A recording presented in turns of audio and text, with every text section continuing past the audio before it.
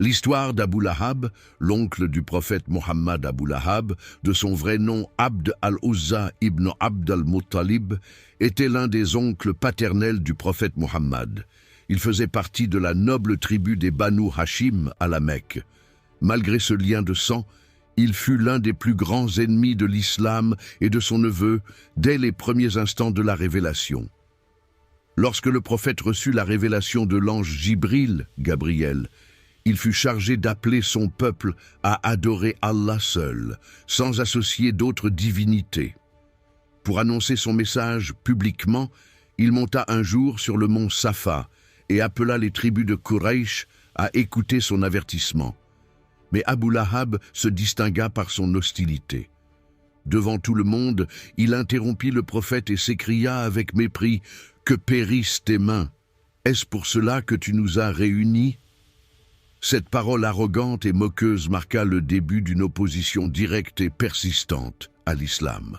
Abu Lahab utilisa son influence pour empêcher les gens de suivre le prophète, le calomniait dans les marchés et tentait de briser son image partout où il allait.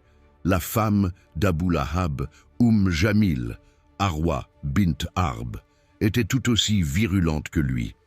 Elle mettait des épines sur le chemin que le prophète empruntait pour blesser ses pieds et propageait des rumeurs pour nuire à sa réputation.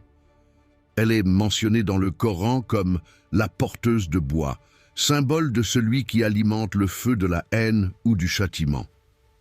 Face à leur arrogance et à leur opposition acharnée, Allah révéla une sourate complète pour condamner Abu Lahab et sa femme.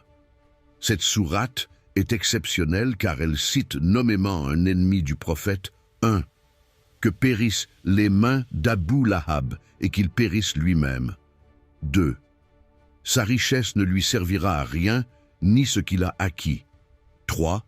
Il sera brûlé dans un feu plein de flammes. 4. Et sa femme aussi, la porteuse de bois. 5. À son cou, une corde de fibres. Ces versets annoncent clairement sa perdition malgré sa richesse, son statut et sa proximité familiale avec le messager d'Allah. Cette sourate constitue également une preuve de la véracité du Coran. En effet, elle fut révélée plusieurs années avant la mort d'Abu Lahab et affirmait qu'il mourrait en tant que mécréant. Or, Abu Lahab aurait pu prétendre croire, ne serait-ce que pour contredire le Coran, mais il n'embrassa jamais l'islam et mourut dans la mécréance. Cette constance prouve que la sourate venait d'Allah, qui connaît l'invisible. Selon les historiens musulmans, Abu Lahab est mort quelques jours après la bataille de Badr, où les Quraysh avaient subi une lourde défaite face aux